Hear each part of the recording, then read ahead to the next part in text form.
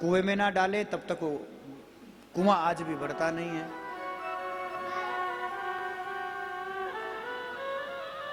भगवान दयालु कृपालु द्वारिकाधीश संत एकनाथ के घर में सेवा करने लगे, झाड़ू करते। रात्रि के समय एकनाथ जी विश्राम करते तो महाराज उनकी चरण सेवा भी कर देते। भगवान के लिए चंदन घिस देते, अपने लिए। भगवान पूजा भी तो उन्हीं की एकनाथ जी करते हैं। पानी लाकर धर देते, आंगन बुहार देते, झाड़ू पोछा कर लेते। बहुत समय व्यतीत हुआ। एक पंडित जी ने द्वारिका में खूब तप किया महाराज। बहुत समय हुआ तो भगवान नहीं मिले तो साक्षात भगवती रुक्मणी लक्ष्मी प्रकट हुई।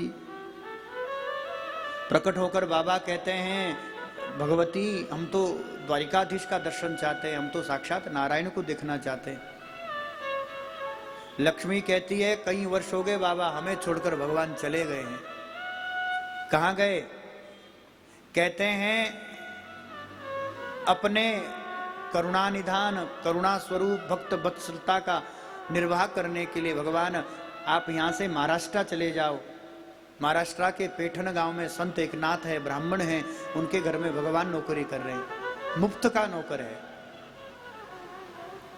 एक बार तो संत को भरोसा नहीं हुआ महाराज, क्या भगवान सच में इतना दयालु है? क्या भगवान सच में इतने कृपालु है? लेकिन भगवती रुक्मणी ने कहा, लक्ष्मी ने कहा तो संत भगवान की खोज में महाराष्ट्र के पेठन की ओर चल दिए। पेठन पहुंचे, गोदावरी का स्नान किया। गोदावरी में वो भगवान श्री खंडिया बनकर के घड़ा भरकर ला रहे हैं। उसको रोका, ए भैया नेक तो रुक जा। हाँ बाबा कहाँ जाना है? कहते हैं हम एकनाथ जी के घर जाना चाहते हैं। हमने सुना है एकनाथ के घर में साक्षात भगवान द्वारिकाधीश श्री खंडिया बनकर के नौकरी कर रहे हैं। अब भगवान को लगा अरे हमारी लीला की खबर बाबा को हो गई है, जरूर रुक्मणी ने कहा होगा। अब तो हमारी महिमा प्रकट हो जाएगी। आज से एकनाथ जी हमारी सेवा नहीं लेंगे, हमारी सेवा स्वीकार ही नहीं करेंगे। भगवान बड़े उदास हुए। अब हम संत सेवा नहीं कर पाएंगे, हम एकनाथ नाथ महाराज जी की सेवा नहीं कर पाएंगे। उदास मन चले तो कहा महाराज अगली गली में ऐसे करके इतने नंबर का घर है,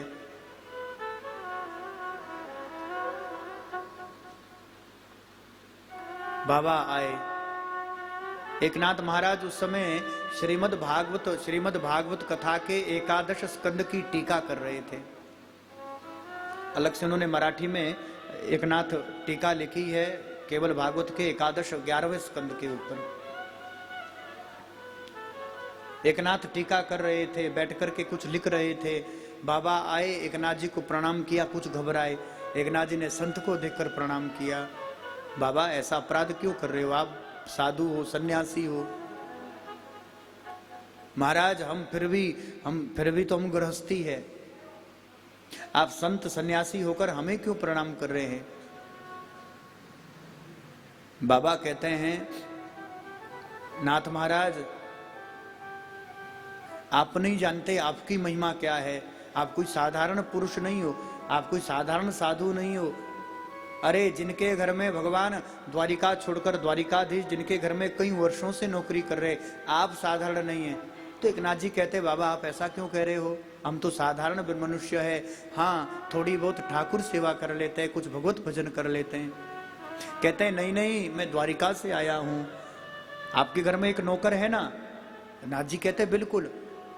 वो श्री खंडिया अभी वो पानी भरकर अभी आ रहा है, तब तक भगवान सामने से आ गए। महाराज देखा तो भगवान नौकर का भेष धारण करके और वो कंधे पर वो पानी गोदावरी से जल लाकर भगवान आ रहे हैं। तो संत ने कहा बाबा तुम साधारण नहीं हो। ये जो श्री खंडिया है ना, ये जो गोदावरी से तुम्हारे लिए जल का घड़ा लेकर आ रहा है, ये साधारण पुरुष नहीं है, ये घर को तुम्हारो नौकर नहीं है, ये तो अखिल विश्व ब्रह्मांड नायक आनंद कंद सच्चिदानंद साक्षात परब्रह्म परमात्मा ही है। भगवान द्वारिकाधीश ही तुम्हारे घर श्रीखंडिया बनकर प्रकट हुआ है। जैसे ही भगवान की उस लीला का प्राकट्य हुआ कि उसी समय भगवान तो वहां से अंतर ध्यान हो गए महाराज।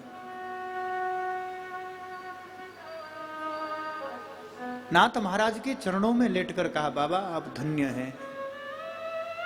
वो परमात्मा इतना दयालु है, इतना कृपालु है कि चलो अर्जुन का सारथी बना, शांति दूत बना, अलग बात है, अर्जुन का सखा बना, लेकिन तुम्हारे घर तो बाबा भगवान नौकर बनकर आए, कई वर्ष तक नौकरी की महाराज। कहने का अभिप्राय भाई बंधु, यममन्यस्य मातुल्यम प्रियम मित्रम सुहृदितम अकारो सचिवम दूतम। पितामह भी कहते हैं अर्जुन ये भगवान बड़ा दयालु है, तुमने जो भी माना भगवान को, भगवान वो कुछ बनने को तैयार हो गए। तूने सखा समझा तो सखा बने, तूने मित्र माना तो मित्र बने, तूने सारथी समझा तो सारथी बने, तूने शांति दूत समझा तो शांति दूत बने, और तूने गुरु माना तो गीता का भी उपदेश कर दिया महाराज। तो भाई बहन, ये परमात्मा तो परम दयालु है, परम कृपा, कुछ भी बनने को तैयार होता है। ये तो नौकर भी बनता है महाराज। पर केवल नाथ महाराज जी की यहाँ नौकरी नहीं की है महाराज, वो घर अब भी है। हम लोग तो प्रतिवर्ष जाते हैं पैठन में, नाथ महाराज का, एकनाथ जी का घर आज भी है। जिस घर में कभी भगवान पंडरीनाथ, भगवान द्वारिकाधीश झाड़ू लगाते थे, जिस घर में भगवान सेवा करते थे, जिस घर में कुएं में पानी नित्य भरते थे महाराज। तो भाई बहन, परमात्मा तो तब भी दयालु था, भगवान तो आज भी दयालु है। उनमें तब भी करुणा थी, उनमें आज भी करुणा है। ना उनकी करुणा में तब कोई कमी थी, ना उनकी दया में तब कोई कमी थी, ना उनकी करुणा में आज कोई कमी है। संत त्रिलोचन, वो भी महाराष्ट्र के संत हुए, ज्ञानेश्वर ज्ञानदेव के शिष्य थे, खूब बड़े सेठ, नगर सेठ थे। परमात्मा का दिया, उनके पास इतना धन था, इतनी संपत्ति थी। एक दिन आए, गुरुजी को प्रणाम किया, वंदन करके कहा, गुरुदेव आपकी कृपा से बहुत सारा धन है, बहुत वैभव है, संतान नहीं है, धन तो बहुत है, पैसा तो बहुत है, लेकिन अब हम चाहते हैं दोनों दंपति कि कोई हमें ऐसा मार्ग दो कि हमें भगवान मिल जाए। आपका सत्संग पाकर इतना तो ज्ञान हो ही गया है कि भैया मनुष्य शरीर केवल और केवल भगवत प्राप्ति के लिए प्राप्त हुआ है। तो आप गुरुदेव ऐसी कृपा करो कि हमें इसी शरीर में, इसी जन्म में हमें परमात्मा मिल जाए। राम कृष्ण हरि महामंत्र की दीक्षा दी। ज्ञानेश्वर माउली कहते हैं, ज्ञानदेव कहते हैं, सेठ भजन करो, अहिर्निश भगवान का ध्यान मनन चिंतन करो, निरंतर इस मंत्र का जप करो, तुम्हें भगवान मिलेंगे। सेठ त्रिलोचन कहते हैं, बाबा भजन नहीं बन पाएगा, संसार में मन इतना रमा है, इतना रमा है कि हम कितना भी अभ्यास करते हैं, लेकिन वो भजन में मन लगता नहीं। कोई और सरल मार्ग है भगवान को प्राप्त करने के लिए? गुरुदेव कहते हैं, यदि भजन ना हो तो सेवा भी भजन ही है। सेवा करो महाराज, जितनी अधिक बने उतनी खूब सेवा करो, क्योंकि भगवान को प्राप्त करने का एक साधन सेवा भी है भाई बहन। खूब संत सेवा करो, ब्राह्मणन की सेवा करो, गैया मैया की सेवा करो, खूब भगवान अनाथों के नाथ है तो दिनों पर कृपा करो, अनाथों की सेवा करो, किस गरीब असहाय की मदद करो, खूब संत सेवा में। और यदि तुम संत सेवा करोगे तो हम ईमानदारी से कहते हैं, संत ब्राह्मण गौ सेवा के लिए तो भगवान प्रकट ही होते हैं। गौ ब्राह्मण हिताय च, ये तो भगवान की प्रतिज्ञा है। इसलिए तुलसीदास मानस में बाबा भी लिखते हैं, विप्रधेनु सुर संत हित लीनहि मनुज अवतार, निज इच्छा निर्मित तनु माया गुण गोपार। विप्रधेनु सुर संत हित लीनई मनुज अवतार। विप्र ब्राह्मण सेवा के लिए, धेनु माने गौ सेवा के लिए, सुर संत देव संत महात्माओं की सेवा करने के लिए तो भगवान मनुष्य अवतार ग्रहण करते हैं। निज इच्छा निर्मित तनु माया गुण गोपार। माया का आश्रय लेकर भगवान स्वयं मनुष्य अवतार धारण करते हैं। इसलिए सेठ जी तुम तो केवल सेवा करो, धन है वैभव है भगवान का दिया सब कुछ है, खूब सेवा में मन लगाओ। क्या होगा गुरुदेव? कहते हैं सेवा वो धर्म है जिसके लिए भैया फिर तुम्हें भगवान नहीं ढूंढना पड़ेगा, भगवान तुम्हें ढूंढता हुआ आ जाएगा, भगवान तुम्हें ढूंढता हुआ आ जाएगा। सेठ जी सेवा में लग गए। गुरुदेव की बात गांठ मार ली महाराज। गुरुदेव ने कहा है तो विश्वास है, क्योंकि सतगुरु वैद्य वचन विश्वास, संत सदगुरु वैद्य है और उनके वचन पर ही विश्वास करना यही हमारा धर्म है। गुरुदेव ने कहा है कि सेवा करो, सेवा सबसे बड़ा धर्म है। तो अब सेठ जी, सेठ त्रिलोचन सेवा में लग गए। खूब संत ब्राह्मणन की सेवा करते, खूब गौ सेवा करते महाराज। समय व्यतीत हुआ, समय बीतते बीतते दोनों दंपति बूढ़े हो गए। एक दिन सेठानी कहती है, सेठ जी खूब संत सेवा हो रही है, भगवत सेवा भी हो रही है, खूब गौ सेवा भी हो रही है, लेकिन अब हम बूढ़े हो गए, हमसे ज्यादा काम नहीं बनता।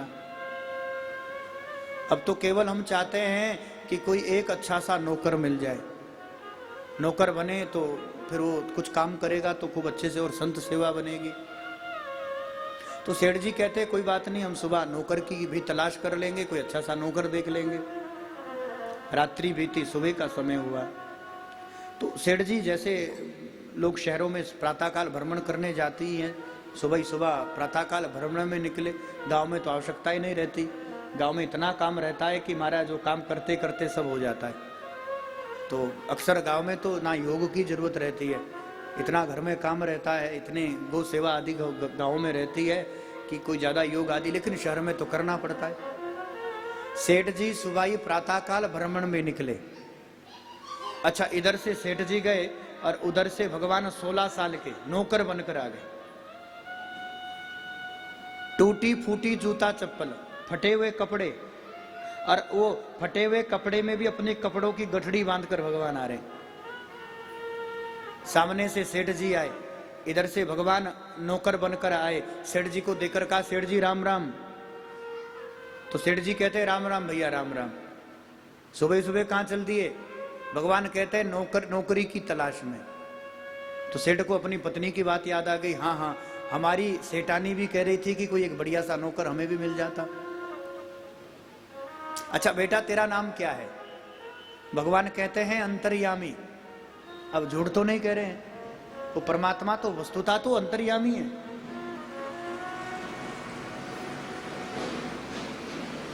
क्या नाम है? भगवान कहते हैं अंतर्यामी। तो सेठ जी कहते नाम तो बहुत अच्छा रखा है। अच्छा बेटा माता पिता है? भगवान कहते नहीं है। सेठ जी को लगा शायद मर गए होंगे। अब भगवान तो सच कह रहे हैं, हम तो सबके, अब अंतर्यामी परमात्मा हैं। भगवान कहते हम तो सबके माई बाप है, अब हमारा कौन माई बाप होगा? सेठ को लगा शायद अकेला है। अच्छा बेटा तो संत सेवा करेगा? हमें भी नौकर की जरूरत है। कहते हैं हाँ, खूब सेवा करूंगा। तो फिर सोचा कि भाई ठीक है, नौकर भी अच्छा है, माँ बाप भी है नहीं, अकेला है, सेवा भी करेगा, तो तनख्वाह की पक्की और कर ले। पहले पतो तो चल जाए कि तनख्वाह, कहीं पता चले तनख्वाह ज्यादा ले, फिर हम नौकर भी तो उतना ही रख सकते हैं जितनी हम तनख्वाह दे सके। सेठ त्रिलोचन कहते हैं अंतर्यामी तो ये बता नौकरी तनख्वाह कितनी लेंगे? भगवान अंतर्यामी कहते हैं सेठ जी देखो, अपने ना कोई आगे हैं ना कोई पीछे हैं, अपने राम तो अकेले रहते हैं, अब तनख्वाह लेकर हम क्या करेंगे? अब ज्यादा धन और पैसे का तो हमें जरूरत भी नहीं है। अपने राम तो बड़े संतुष्ट है। केवल और केवल एक हमारी थोड़ी समस्या है, विडंबना है कि हम खाते बहुत है, तो खाने पीने में कोई रोक टोक ना हो, अन्यथा तो हमें कोई जरूरत ही नहीं, तनख्वाह की तो हमें आवश्यकता नहीं है। सेठ जी ने सोचा बताओ मुफ्त का नौकर मिल गया। बेटा तनख्वाह की जरूरत नहीं है तो खावे पीवे की तो हमारे यहां भी कमी नहीं है, जितनो मन करे खूब खाओ। घर आए, सेठानी ने सुबह सुबह देखा तो एक नौकर फटे, अच्छा कपड़े भी फटे हैं, जूता चप्पल भी फटे हैं भगवान के। कहा ये कहां से ले आए? सेठ जी कहते हैं अरे सेठानी मुफ्त को नौकर मिल गयो, खूब ठाकुर सेवा करेगा, खूब संत गौ सेवा करेगा। कह रहा था हम बहुत सेवा करते हैं। तो हमने पूछा तनख्वाह कितनी लोगे? तो कहा महाराज हम तनख्वाह तो लेते नहीं, हम मुफ्त में ही सेवा करेंगे। लेकिन कह रहा है कि हम सेठानी के हाथ का भोजन करेंगे, खावे पीवे की कमी मत धरियो। और अच्छा दूसरी बात यह है, यदि कोई रोक टोक खावे पीवे में हो गई तो वह दिन हम नौकरी भी छोड़ देंगे। हमारी तो एक शर्त है, वो खाने पीने में रोक टोक कोई ना कर दें, हम खाते बहुत है। सेठानी कहती है बेटा अंतर्यामी तो घबरा मत, हम खूब बनाएंगे, तो प्रेम से खूब पाना।